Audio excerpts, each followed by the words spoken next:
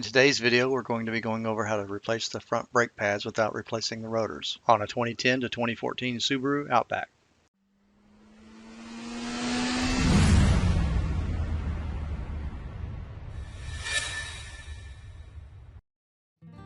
The tools you'll be needing for this job will be a power 1/2-inch impact gun or lug wrench, a 1/2-inch drive 19mm deep well socket, a 14mm combination wrench, a 3/8-inch drive ratchet, a 3/8-inch drive 14mm socket, a flat blade screwdriver medium or small, and a single caliper piston compressor or 6-inch C-clamp. You can use an impact gun, pneumatic or cordless, if you have a 19mm socket deep well to go on your lug nuts, or you can just use your lug wrench in your car. The combination wrench can be a long double boxed in, just as long as you have a 14mm wrench long enough to get a break on a bolt, because the upper bolt on the rear calipers of this car don't have room for a ratchet in the socket. And then of course the 3/8-inch drive ratchet and the 14mm socket goes on the lower bolt, and the flat blade screwdriver will be for getting the little brake hardware out, which you'll see in this video. Anytime that you go to jack up the car, front or rear, always look for frame members or some strong point. Do not jack it up by the pinch weld or anything that looks like it's made part of the body, or it will crush it.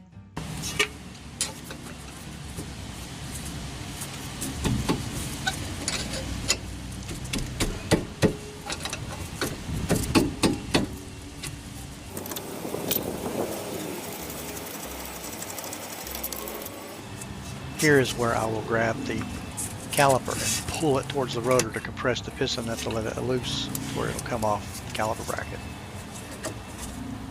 The upper control arm gave me a place to set the caliper, but you can use a caliper hook or a mechanic's wire if you prefer. When using a screwdriver to get the pads off, just be careful not to scratch up the rotor. Just be slow and careful about it, and you shouldn't have a problem.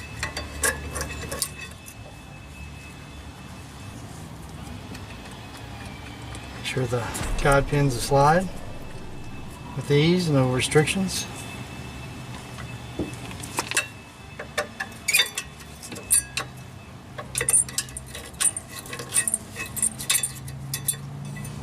Take the brake hardware out.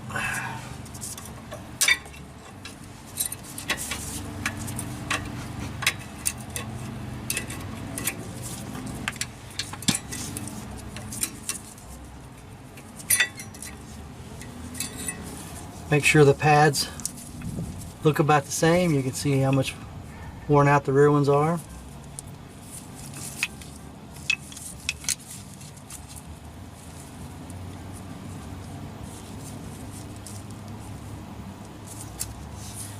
If the new pads do not come with the spacer plate that clips onto the back of the pad, then just take off the old one. You can clean it up a little bit. You can bend the tabs to tighten it up to fit the new pad better in case it's a little bit loose, and just swap them out.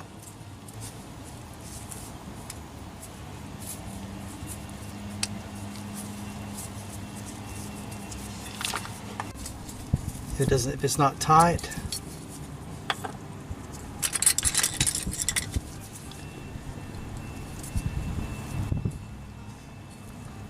bend the tab a little bit.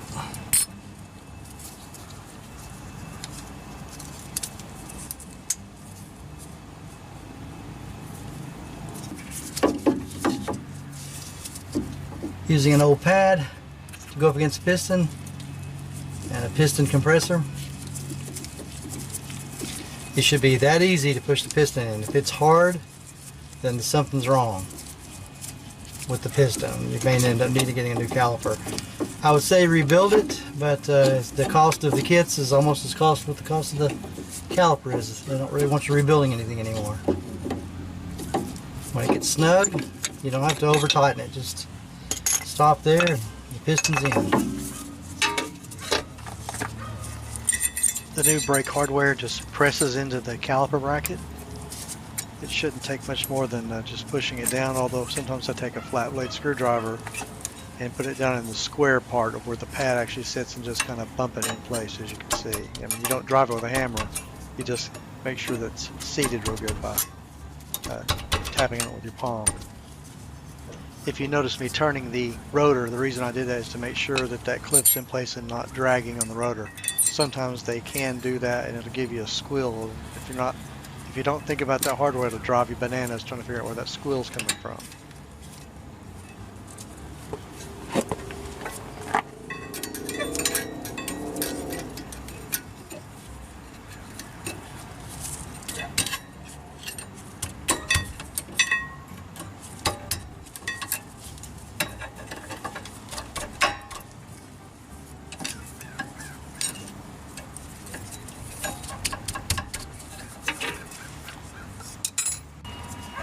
Now I'm going to mic the caliper to see how thick it is.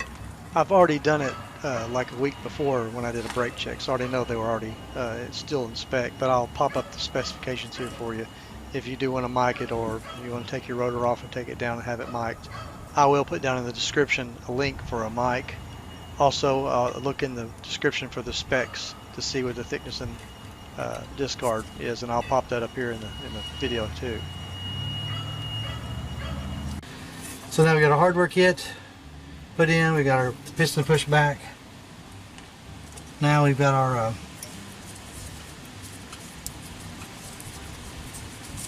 spacer plates on the back of the pads.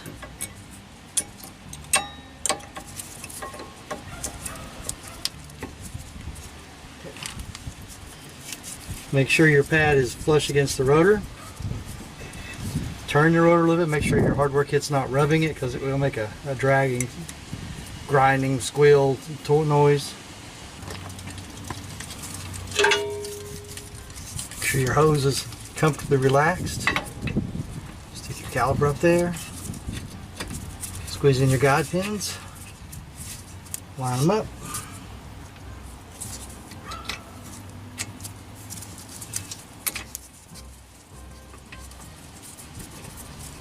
Threads grab. I recommend doing them by hand. You can use the air tool or power tool on it, although the top one's harder to get to.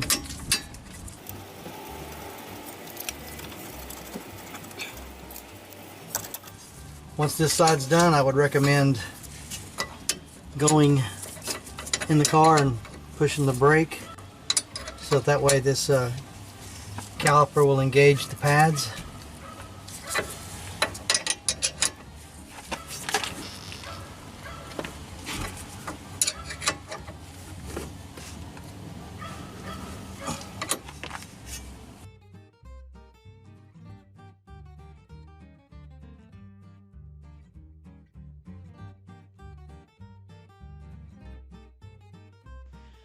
So if you found this information in this video helpful, be sure to like and subscribe, and always check back because I'm always working on something crazy. Also, if you have any questions, be sure to leave me a comment or go to my website, rodshop.org, and you can contact me there, show me pictures, whatever. I'm not going to spam your email if you contact me. But anyhow, we'll see you in the next one.